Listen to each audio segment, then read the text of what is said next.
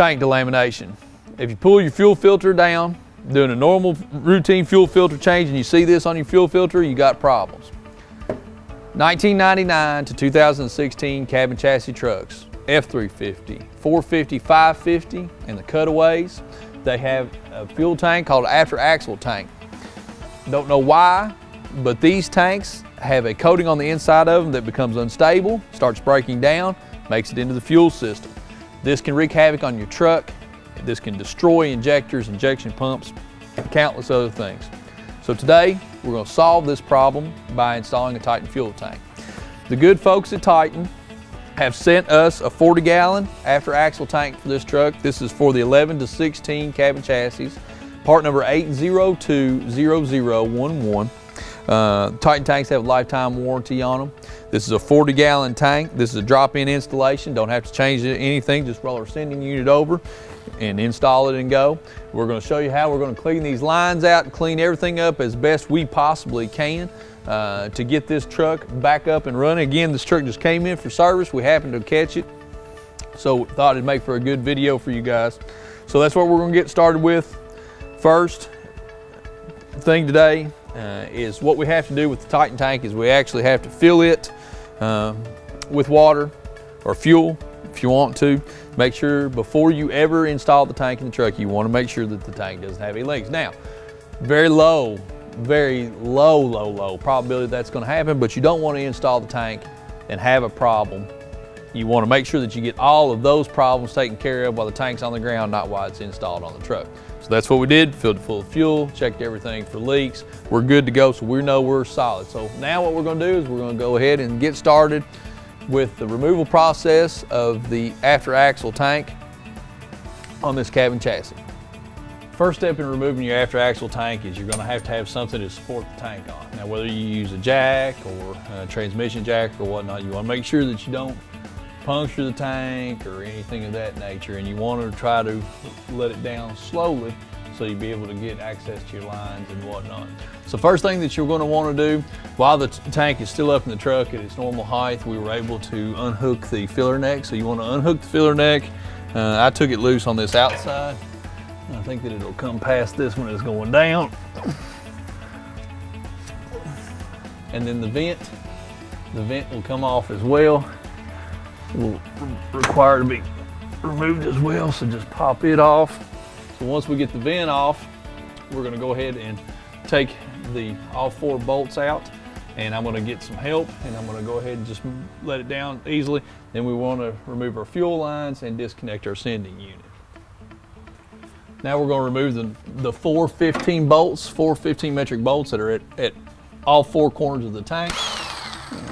We're just going to go ahead and remove them. And with all 4 of the bolts out, that's going to give us the ability to lower the tank down just a little bit. The tank will have to be lowered just a little bit with a bed on it or whatnot.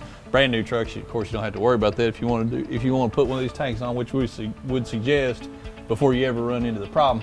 Do it before you have your chassis upfitted or put your bed on.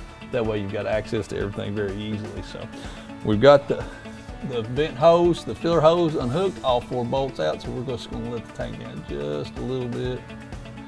And this will give us access to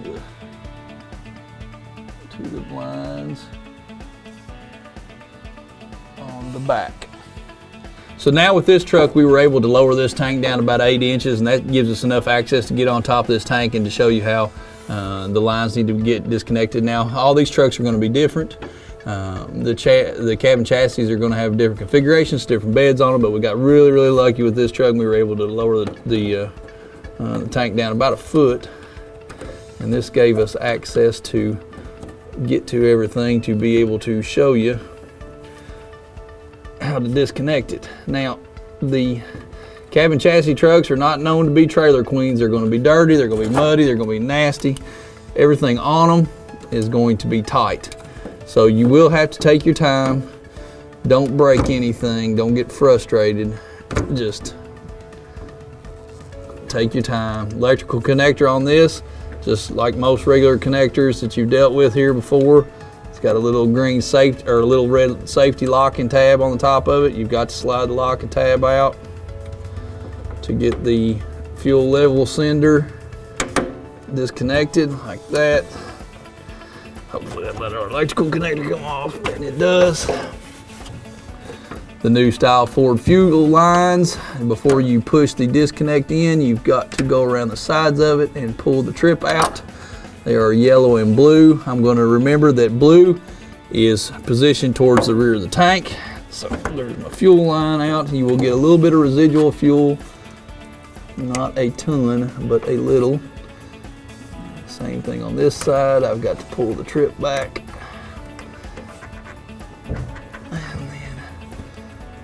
Engage it.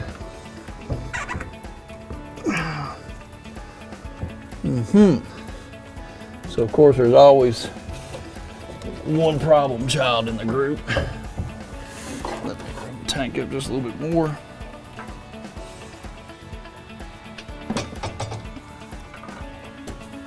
All right.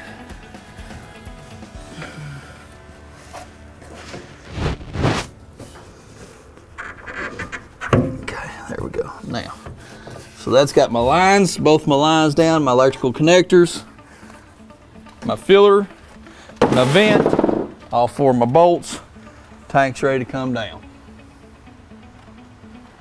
It's good to have assistance here. If the tank's got fuel in it, it's going to want to go one way or the other and fall off the jack, about like that. Okay, before we pull our sending unit out, we're not going to reuse any of the fuel in this tank. I do not suggest you going back with any of this fuel, but we are going to clean this off so we don't get any debris that go into the sending unit or any other thing going forward. Just one less thing for us to worry about. I know that we're not going to reuse this fuel, but still always a good idea when you're removing a sending unit to make sure that you get everything nice and clean in your work area here and keep everything that you can from falling in. Now we're going to remove the sending unit. Remove the sending unit on the truck. There are little ears around the hold down clasp. We just want to take a screwdriver and just knock them loose. All right. Then we work the sending unit back and forth best you can. Come out, it is spring loaded. I want to bring it out there.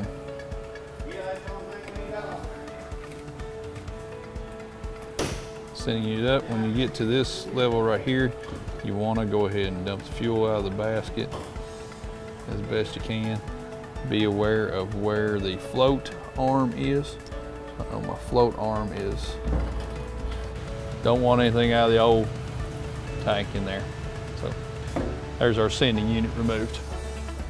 Just going to show you an example of why it's so important to get everything clean. You can still see some of the particles in the bottom of the sending unit there. It's definitely we're going to get this all cleaned out really, really good, get it spotless before we put it back on the truck, before we put it back in the tank. So in the cleaning process now, what we want to do is we want to make sure that we get all the lines blown out and cleaned out really good. So we're going to do between the frame filter and the tank first. So we've got disconnected our suction and our return line. We're just going to blow those out really good, make sure that we've got flow all the way back. Watch your eyes, Lurch.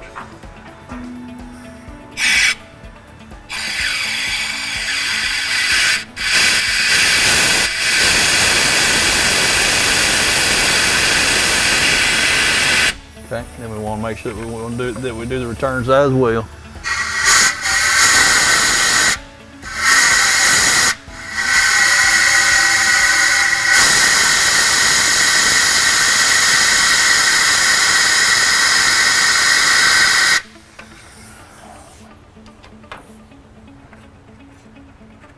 And go ahead and connect everything back up. So now we're ready to start going back with our Titan tank. First thing that you want to do, the Titan tank comes with this locking ring that holds your sending unit down, your stock sending unit down. You want to go ahead and remove that. 14 metric nuts, pull off top, there'll be an O-ring underneath of that. Make sure that the O-ring stays in place. Next, the inside, there's a 1/2 inch flange that is half moon shape, and you can see right here, you can see the split of the half moon. and obviously on the other side, the half moon. You want to make sure that that has not overlapped or shifted in shipping. Make sure that they're good and flat, and they're going to pull up tight against the tank and not be overlapping each other. You can kind of see it right there. So first thing, my suggestion, you've done your field test, you still want to make sure that you get all the debris out of the tank from the manufacturing process. So I just kind of knock everything to one side. Then I will take a cloth, get a cloth damp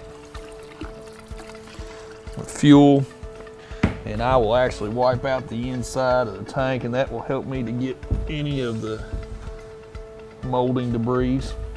You can see right there what came out of that. You want to make sure that you get everything out of the tank. So this is going to be a little bit of a process for us. We're going to do this quite a few times, and I'm not going to take for granted that I shifted this thing down. I'm going to make sure that I try to pull everything to one side and get as much of it as I can out. Now we're going to put our stock sending unit in. Stock sending unit on the tank is going to be marked for tab location. On this sending unit, that'll be this tab right here that they're speaking of. So before you put your sending unit in, you want to make sure that you've got your O-ring underneath here and seated in its groove. Very important. That can be a leak point on a full tank. So now we're going to insert the sending unit, and I'm going to put the tab at the location that Titan asked for it to be. And we're going to put our locking ring on. Slip it under the electrical connector. And we'll be putting our nylon lock nuts on here.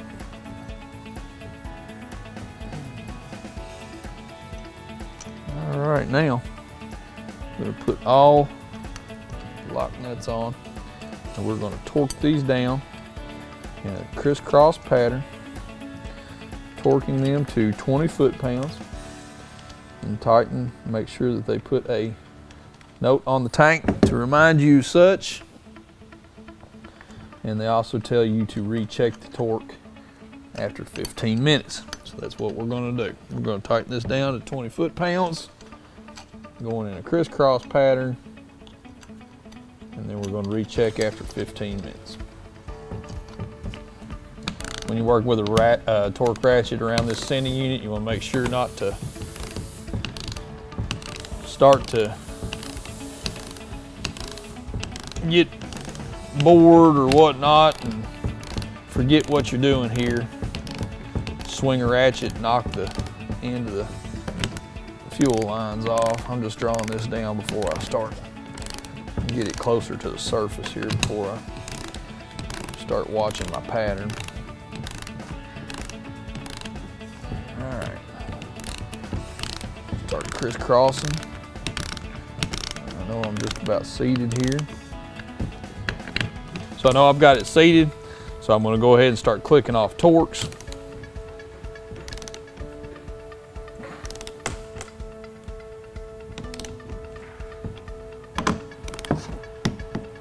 Okay, so there it is, torqued down, 20 foot-pounds. Wait 15 minutes, we'll come back and check it again.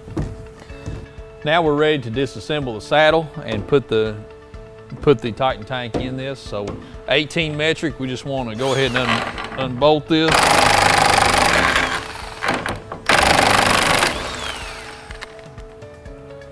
Let the straps just flip out of the way there.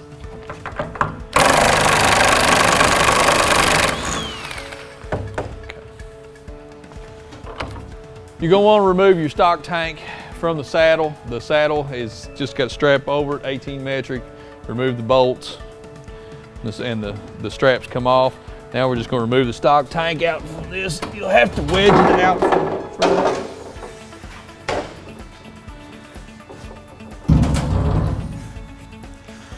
All right, now our Titan tank will go right into here. We're just going to give it a little quick cleaning real quick so we get some of the dirt out of it.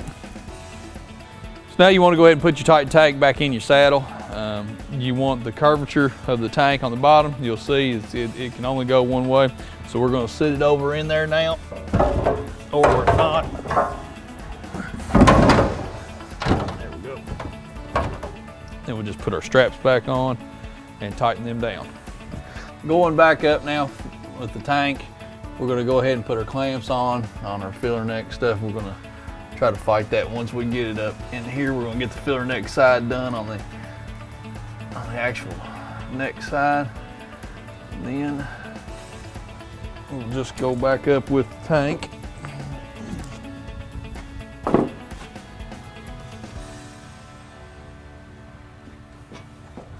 Now we're going to get the tank started.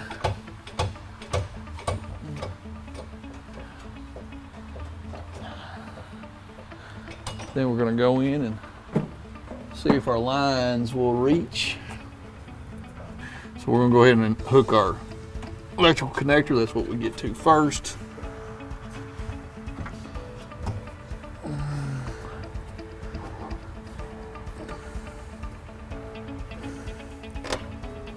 Then lock the connector down, make sure it's not going to come loose. And our blue line will go up a couple more pumps. It should reach good.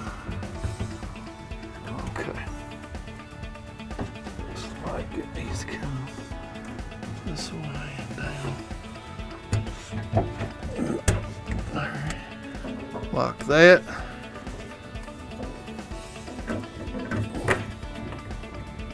Yellow on the larger of the two and lock it. Okay, good to go. Alright, now up with it. Making sure we keep our lines straight. Once we get to the filler neck, we'll stop, hold, let it down just a little bit, please. A little more, good. Okay, now take it up.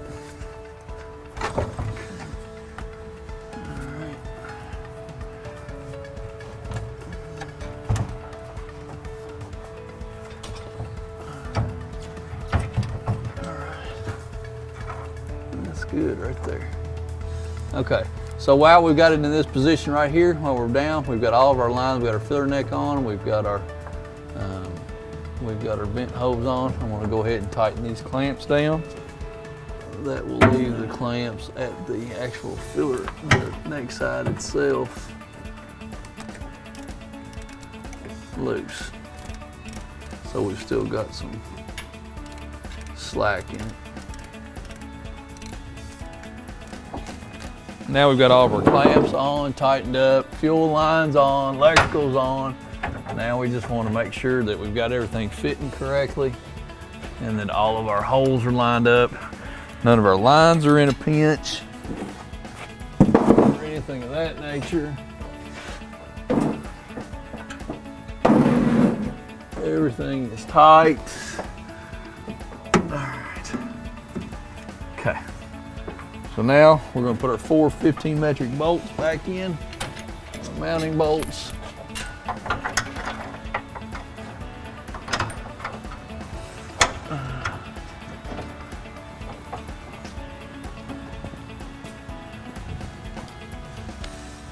We'll tighten them up to all 4 corners.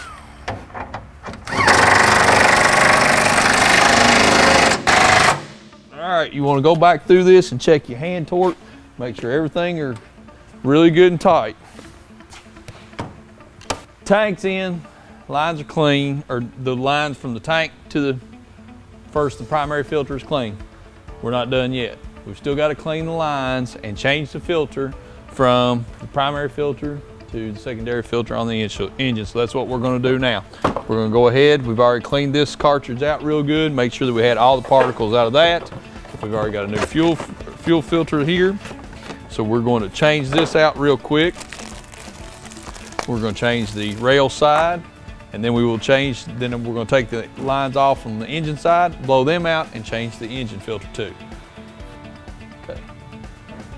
Now we're going to disconnect the engine side lines.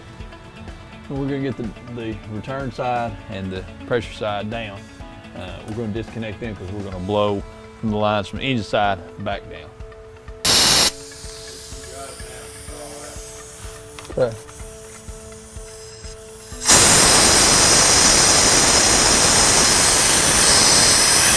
Okay.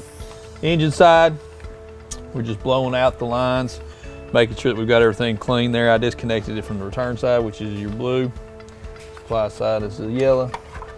This truck, somebody put a fuel filter in it wrong and they broke the tab off of it. So we're gonna go ahead and put our primary filter in, or our secondary filter in now, however you wanna look at it. Put our return side back on the engine, click it down. Supply side from the tank, click it down. I'm sorry, that is wrong of me. There is a sensor that goes on first there. Now put the sensor on. Okay, then our supply line, click it down, then return line, click it down as well.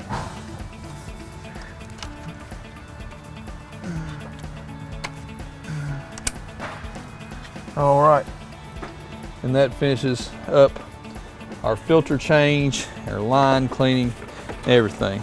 And that finishes our installation of our Titan tank on our 2014 cabin chassis. So delamination is definitely a big problem. You pull your filter down, you see it, you want to attack it right then. You want to make sure you get it taken care of at that very time. We'll take you back here and kind of show you what the tank looks like inside before we wrap all this up. We don't suggest you use any fuel. I forgot to say that in the video. Don't use the fuel out of the contaminated tank for sure, but you can see spots inside the tank that are discolored and look different like that there. And then there are spots on the back side of this where the